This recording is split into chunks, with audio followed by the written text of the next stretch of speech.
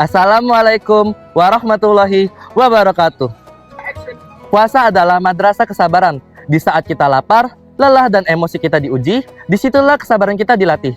Ramadan mengajarkan kita untuk menahan diri dan menghadapi ujian dengan tenang.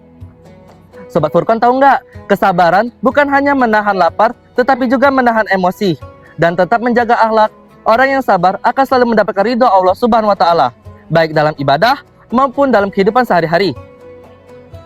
Allah menjanjikan pahala tanpa batas bagi orang yang sabar. Dengan sabar, kita menjadi pribadi yang kuat iman dan lebih siap menghadapi tantangan hidup.